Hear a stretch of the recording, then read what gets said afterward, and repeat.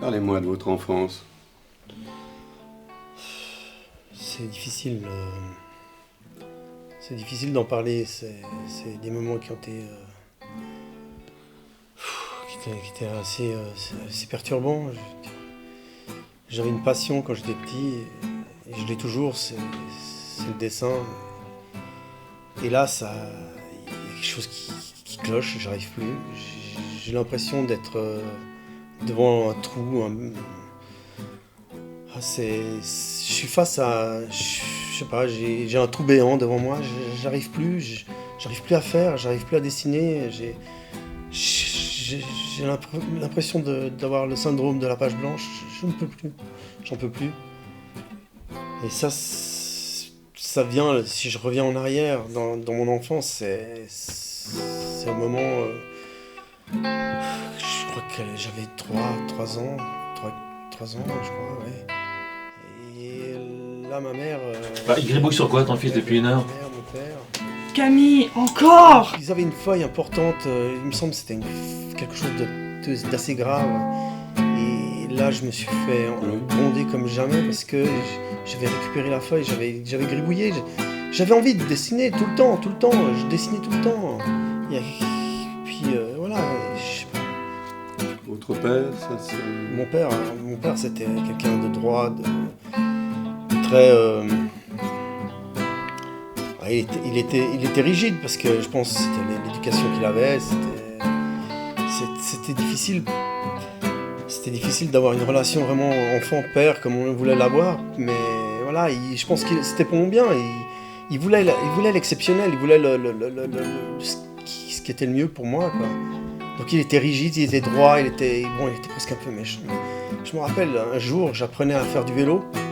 J'étais sur mon vélo et c'est là tout d'un coup, voilà, je sais pas, j'ai chuté et il est arrivé sur moi comme un fou. Il m'a dit que j'étais un incapable, que jamais je réussirais dans ma vie. Je sais pas, c'est pas ce que j'avais envie d'entendre de la part de mon père. Ah, tes petits Mickey là, c'est le seul truc que tu sais faire. Ça, c'était quelque chose qui m'a marqué profondément, quoi. Et qui a entaché toute notre relation plus tard. Un exemple, quelque chose qui... Après, ce qui s'est passé, c'est que j'ai grandi, toujours cette passion du dessin, je dessinais tout le temps, sur une nappe, sur un... Voilà, je dessinais même mes jouets, j'avais quelque chose qui était complètement fou, quoi. Et je me rappelle, j'étais à l'école, il y avait la maîtresse, cours de maths, et tout d'un coup, j'étais en train de dessiner, mais je crois que j'étais en train de faire le plus beau dessin. Et c'est là Fontaine. Camille Fontaine. Rien que le nom m'amuse. Un nom de fille aussi, dans une classe de filles, c'est normal. Vous voulez encore jouer à l'artiste? Donnez-moi ça. Il faudra un minimum de sensibilité, un minimum de culture. Regardez. Elle m'a pris la feuille, elle me l'a gribouillée, elle m'a jeté, elle m'a mis par... Deviens balayeur de Tout le rue. temps, j'étais la risée de tout le monde. Sortez. Vous viendrez balayer la classe après C'était le une cours. humiliation, ma vie était une série d'humiliations. Et ensuite, alors là, ça c'était l'humiliation suprême. Pour moi, c'était un peu la même période. Premier amour, je me rappelle. Oui. Elle était blonde, elle était belle. J'en pouvais plus, j'en pensais pour elle. Et je sentais qu'il y avait quelque chose. Et un jour, voilà, j'ai essayé de l'embrasser. Et elle m'a esquivé. Et depuis ce jour-là, j'ai toujours eu des problèmes. J'ai toujours eu des problèmes avec ça, quoi. J'ai jamais réussi à aboutir toutes mes relations. Voilà, je sais pas, c'est dur. Ensuite, là, dernièrement, là, j'en peux plus, là.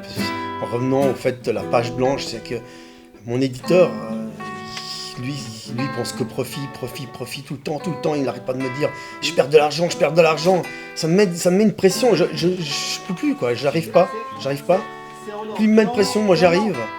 Et là c'était l'humiliation totale l'autre jour, ma fille arrivée à côté de moi, et là elle m'a détruit en me disant T'avais que ça? j'ai senti comme si j'existais plus, quoi, j'étais mort. Mort de l'intérieur, mort. Ouais, j'ai plus d'âme, j'ai plus rien. Pourtant, je regarde la vie, je suis un amoureux de la vie, j'adore rigoler, j'adore la vie, j'adore tout le monde. Je suis quelqu'un qui aime les gens. Voilà, j'ai l'impression que la vie ne me leur donne pas, que les gens me leur donnent pas.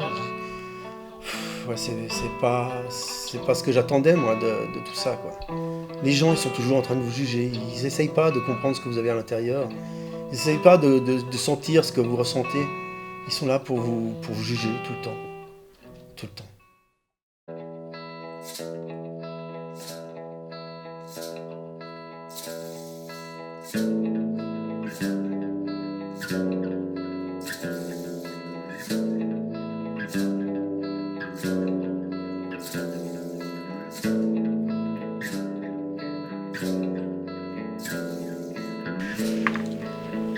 Merci pour votre intérêt. Pas mal. Ouais, On a du monde. Un succès, cette fois, extra. Alors, je trouve que vous êtes un ponctuel, alors ça me fait plaisir. La prochaine dédicace, c'est pour qui? C'est pour... Camille Fontaine.